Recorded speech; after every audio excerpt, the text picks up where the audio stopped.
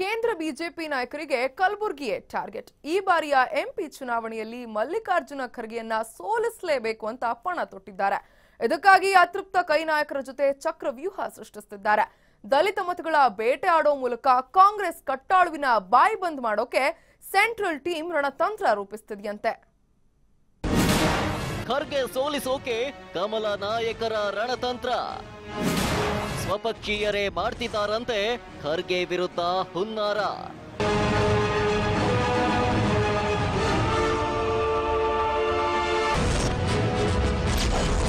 ಮಲ್ಲಿಕಾರ್ಜುನ ಖರ್ಗೆ ಕಾಂಗ್ರೆಸ್ ಪಾಳ್ಯದ ಹಿರಿಯ ನಾಯಕ, ಲೋಕಸಭೆಯಲ್ಲಿ ಎದುರಾಳಿಗಳನ್ನ ಕಟ್ಟಿ ಹಾಕೋ ದಿ ಲೀಡರ್. ಹೀಗಾಗಿ ಇವರನ್ನ ಹೇಗಾದ್ರೂ ಮಾಡಿ ಸೋಲಿಸಬೇಕು ಅಂತ ಕಮಲ ನಾಯಕರು ಟೊಂಕ ಕಟ್ಟಿ ನಿಂತಿದ್ದಾರಂತೆ. ಈ ಬಾರಿಯ ಲೋಕಸಭಾ ಚುನಾವಣೆಯಲ್ಲಿ ಮಲ್ಲಿಕಾರ್ಜುನ್ ಖರ್ಗೆಯನ್ನ ಮಣಿಸೋ ಮೂಲಕ ಕೈಪಾಳ್ಯಕ್ಕೆ ಭಾರೀ ಪೆಟ್ಟು ಕೊಡಬೇಕು ಅಂತ ತೆರೆಮರೆಯಲ್ಲಿ ಸಂಚು ರೂಪಿಸಿದ್ದಾರೆ.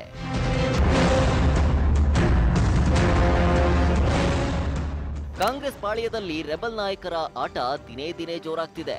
ಅದರಲ್ಲೂ ಕಲಬುರಗಿ ಜಿಲ್ಲೆಯ ಚಿಂಚೋಳಿ ಶಾಸಕ ಉಮೇಶ್ ಜಾಧವ್ ನಡೆ ದಿನಕ್ಕೊಂದು ಕುತೂಹಲ ಮೂಡಿಸುತ್ತಿದೆ. ಜಾಧವ್ ಬಿಜೆಪಿಗೆ ಜಂಪ್ ಆಗೋದು ಬಹುತೇಕ ಪಕ್ಕ ಅಂತ ಶಾಸಕರ ಸಹೋದರನೇ ಹೇಳಿಕೆ ನೀಡಿದ್ರು. ಅಲ್ಲದೆ ಉಮೇಶ್ ಜಾಧವ್ ಸಹ ಆಗಾಗ ಬಿಜೆಪಿ ನಾಯಕರ ಜೊತೆ ಕಾಣಿಸ್ಕೊಳ್ತಿದ್ದಾರೆ. ಹೀಗಾಗಿ ಜಾಧವ್ರನ್ನ ಖರ್ಗೆ ವಿರುದ್ಧ ಕಣಕ್ಕಿಳಿಸೋಕೆ ಬಿಜೆಪಿ ಮಾಸ್ಟರ್ ಪ್ಲಾನ್ ಮಾಡ್ತಿದೆ ಅನ್ನೋ ಮಾತುಗಳು ಕೇಳಿ ಬರ್ತಿವೆ. ಇದು ಇನ್ನೊಂದು 2 ದಿವಸದಲ್ಲಿ ಅವ್ರು ನಿರ್ಧಾರ ತಗೋತಾ ಇದ್ದಾರೆ. ಅದೇ ಈಗ ಕಾನೂನು ತಜ್ಞರ ಜೊತೆ ಮಾತಾಡ್ತಾ ಇದ್ದಾರೆ. ಕಾಂಗ್ರೆಸ್ಗೂ ಹೋಗೋ ನಿರ್ಣಯ ಅಂತೂ ಇನ್ನೂ ತಗೊಳ್ಳಿಕ್ಕಿಲ್ಲ ಅಂತ ಅನ್ಸುತ್ತೆ ಸರ್. ಯಾಕಂದ್ರೆ ನಿಮ್ಗೆ ಎಷ್ಟು ಗೊತ್ತಿದೆ ಅಷ್ಟೇ ನಮಗೂ ಇದು ಗೊತ್ತಿದೆ.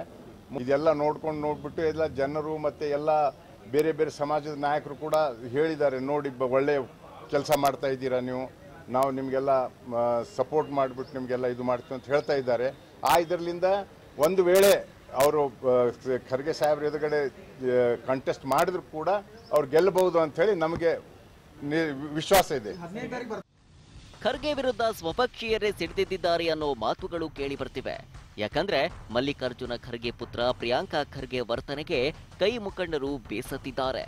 ಹೀಗಾಗಿ ಮುಂದೆ ಕಾಂಗ್ರೆಸ್ಗೆ ಜೈ ಅನ್ನೋದು, ಹಿಂದಿನಿಂದ ಬಿಜೆಪಿಗೆ ಸಪೋರ್ಟ್ ಮಾಡಬೇಕು ಅನ್ನೋ ವ್ಯೂಹ ರಚಿಸಿದ್ದಾರಂತೆ. ಇಂಪಾರ್ಟೆಂಟ್ ಅಂದ್ರೆ 8 ಅಸೆಂಬ್ಲಿ ಕ್ಷೇತ್ರಗಳಿರೋ ಕಲಬುರಗಿಯಲ್ಲಿ ಹಿಂದುಳಿದ ವರ್ಗಗಳ ಮತಗಳೇ ಇಂಪಾರ್ಟೆಂಟ್. ಅದರಲ್ಲೂ ಈ ಬಾರಿ 3 ಕ್ಷೇತ್ರಗಳಲ್ಲಿ ಬಿಜೆಪಿ ನಾಯಕರು ಗೆದ್ದಿದ್ದಾರೆ.